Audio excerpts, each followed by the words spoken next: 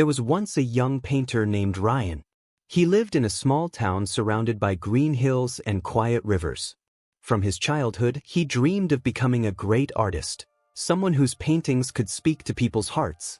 Every morning, he would sit by the riverbank with his brush and canvas, trying to capture the world around him, the golden sunrise, the soft waves, the quiet flight of birds. But no matter how hard he tried, his paintings never looked the way he imagined. People around him often praised another painter in town, Armin. Armin was older, confident, and his work always won the local art contests. His colors looked perfect, his strokes seemed effortless. Everyone admired him. Ryan, on the other hand, often tore up his paintings in frustration. He felt invisible. He told himself, "Maybe I'm just not talented enough." One evening, after losing yet another art competition, he walked to the river with his brushes in hand. He sat on the cold rock and watched the water flow slowly under the moonlight. It looked so peaceful, so patient. An old fisherman nearby noticed him and said, "You've been sitting here for hours, young man. Something on your mind?" Ryan smiled weakly. "I've been painting for years, but I'm still not good enough. Some people are born with talent. I guess I'm not one of them." The old man chuckled softly. "Do you see that river?" he said, pointing toward the water. "When I was your age, these rocks used to block the flow. The river didn't rush to break them. It simply kept moving, drop by drop, day after day.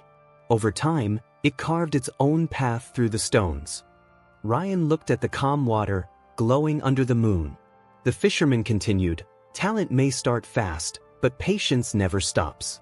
The river doesn't need to be strong to shape the mountain. It just needs to keep flowing." Those words stayed with Ryan long after that night. From the next morning, he decided to change one thing, not his dream, but his approach. Instead of rushing to finish a masterpiece, he focused on one brushstroke at a time. Instead of comparing himself to Armin, he started comparing himself to who he was yesterday. Every morning, he painted quietly as the sun rose, and every evening, he cleaned his brushes with gratitude for another day of practice. Months passed, then years. His work still wasn't perfect, but it was growing deeper, softer, more alive. One day, during another town exhibition, Ryan placed one of his simplest paintings on display. It was a picture of a single bamboo shoot rising through the rain. No flashy colors, no complex patterns, just calm beauty.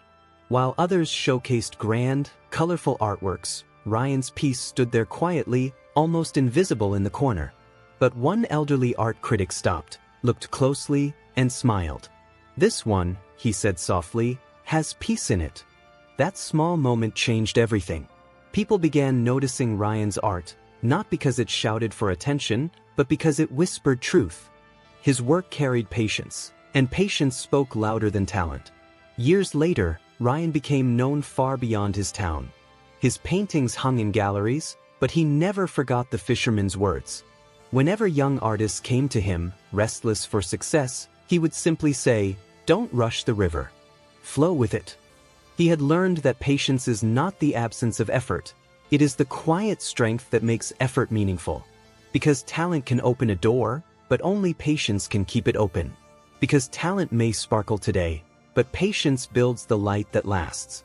Because every seed, no matter how small, needs time to become a tree. As Ryan grew older, his hair turned silver, but his eyes still carried the same calm fire.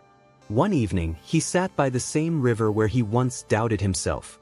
The water was still flowing, slow, steady, endless. He smiled and whispered, "Thank you for teaching me how to wait." And in that peaceful silence, he realized he hadn't just become a better painter. He had become a better human being. Because life, just like art, is not about how fast you reach your dream, but how patiently you grow into it. If this story touched your heart, take a moment to breathe and remember, your time will come too. Keep walking, flowing, and believing. And if you'd like more stories that speak to your soul, subscribe and join me again for another story that might change the way you see life.